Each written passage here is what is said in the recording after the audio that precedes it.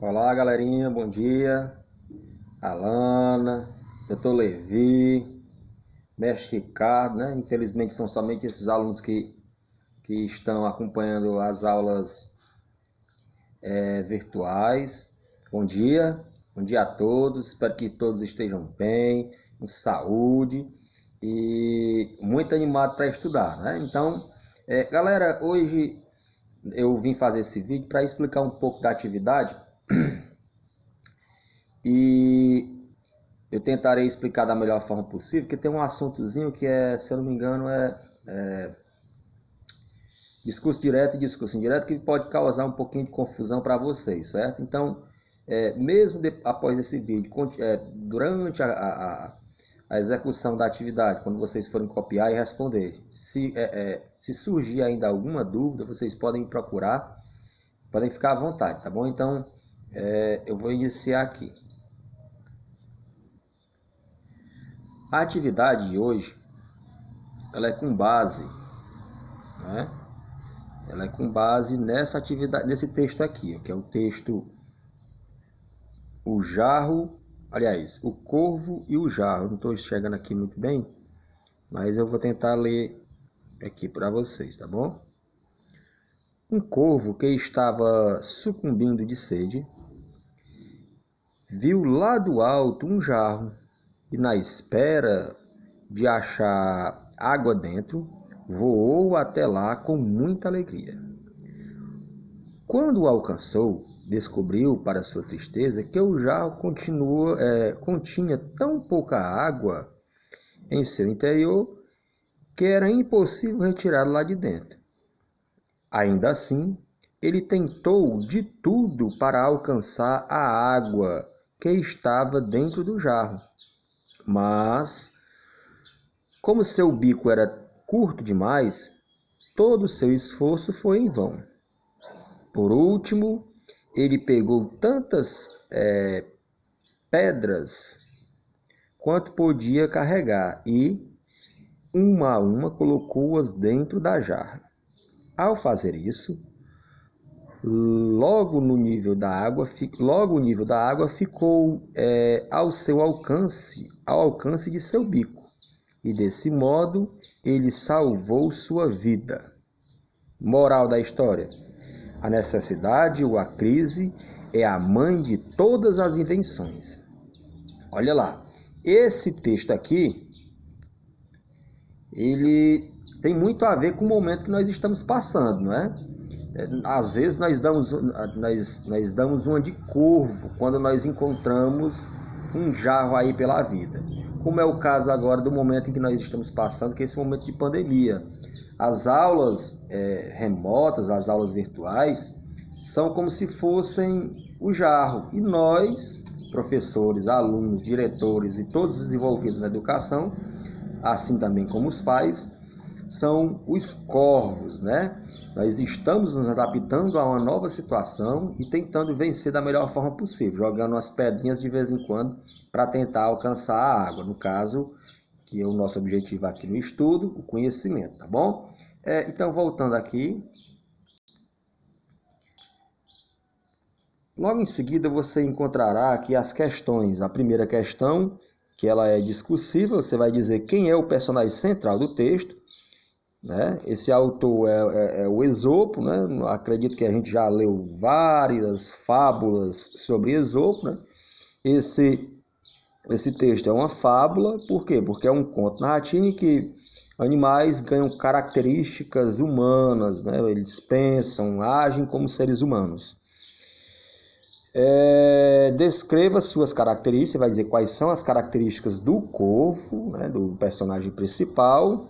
Eu já até entreguei aqui a primeira pergunta. A segunda questão diz: a expressão sucumbindo de sede quis dizer. Você vai analisar de acordo com o contexto e vai dizer o que é sucumbir de sede, tá bom? A terceira: por que o corvo não conseguia alcançar a água do jarro? Muito fácil essa questão. Volte ao texto e analise. Nas frases: voou até lá com muita alegria e descobriu, para sua tristeza, Cadê? O que causou uma mudança tão rápida de sentimento no corvo? Ele estava de um jeito, alegre, depois ficou triste. O que foi que causou essa mudança tão rápida? Aqui na quinta questão, diz o seguinte: podemos concluir que a lição de moral, do texto A Necessidade ou a Crise é a mãe de todas as invenções. Aí você vai continuar, né? Você vai continuar aqui marcando uma alternativa. Sexta questão. Pela leitura do texto e sua estrutura, podemos dizer que o gênero desse texto é... Eu já entreguei mais uma questão para vocês, né? Muito fácil. Sétima questão. A finalidade do texto, o propósito, para que é que ele serve? Esse texto, o carro, ele serve para... A finalidade dele aí você completa. Aí tem aqui uma observação sobre discurso direto e discurso indireto. O discurso direto é quando são as personagens que falam, o narrador interrompendo a narrativa, põe-nas em cena e cede-lhes a palavra. Exemplo: por que veio tão tarde? Perguntou-lhe Sofia, logo que apareceu à porta do jardim em Santa Teresa. Observe aí que essa pergunta, por que veio tão tarde? Na verdade, quem faz essa pergunta é a Sofia, a própria personagem. Não é o narrador fazendo a pergunta por ela, certo? Isso é uma característica do discurso direto, é quando o próprio personagem fala dentro da narrativa. Depois do almoço, que acabou às 2h, estive arranjando uns papéis, mas não é tão tarde. Assim, continuou o Rubião, vendo o relógio. São 4h30. No discurso indireto, não há diálogo. O narrador não põe as personagens e as falas diretamente. Deixa eu ver aqui. Mas faz-se o intérprete delas, transmitindo ao leitor o que disseram ou pensaram. Nesse caso aí, o discurso indireto, o narrador é quem fala no lugar das personagens. Ele não dá voz às personagens, tá bom? Ele não dá a palavra, na verdade, né? A certo ponto da conversação, Glória me disse que desejava muito conhecer Carlota e perguntou por que não a levei comigo. Nesse caso, observe aí que o narrador está dizendo que a Glória disse. Glória me disse, porque se fosse um discurso direto, seria Glória me disse. Eu desejo muito conhecer Carlota. Nesse caso aí é a própria Glória falando, observe, né? Então seria discurso direto. Agora, no discurso indireto, é comum as expressões me disse que, pensava que e assim por diante, né? Então era isso que eu queria explicar aqui para vocês.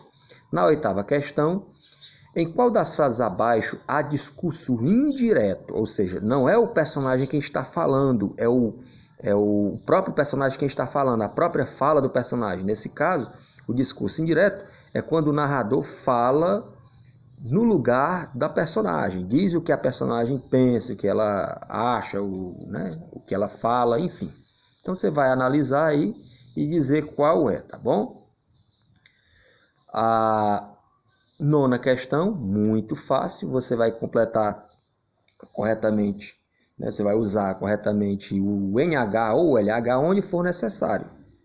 Para isso, pronuncie as palavras para perceber seus sons e adequar corretamente esses dígrafos, né? Que o NH e o LH, eles são dígrafos. Então tem aqui, ó, coelho ou coelho. Então você vai analisar direitinho e completar, tá bom? Depois você vai escrever mais palavras que tenham LH numa coluna e na outra as que têm NH, certo? Após concluir a atividade de português, tem a atividade de geografia. A atividade de geografia pede para você ler os textos da atração animal aos veículos motorizados, faltam um S aqui, desculpa, né? E estão na página 103 e 104. Depois você vai copiar e responder no caderno as questões 1, 2, 3, 4, 5 das páginas 103 e 104, tá bom? Então aqui está o texto, né? Nós estamos vendo as mudanças tecnológicas que aconteceram ao longo dos tempos, né? No caso aqui nós estamos voltando para os veículos, né, que nós utilizamos no dia a dia, da tração animal aos veículos motorizados, ou seja, nós começamos com um veículo de tração animal, bem nos primórdios, né? No caso, animais que puxam algo em que nós estamos, tá bom?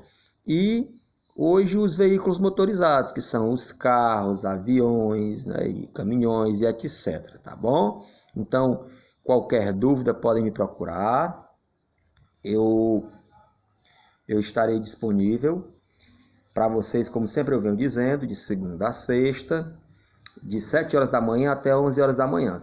Surgiu dúvida, é só chamar lá no privado ou no grupo que a gente está à disposição, tá bom? Tchau, fiquem com Deus, um bom dia e um beijo no coração.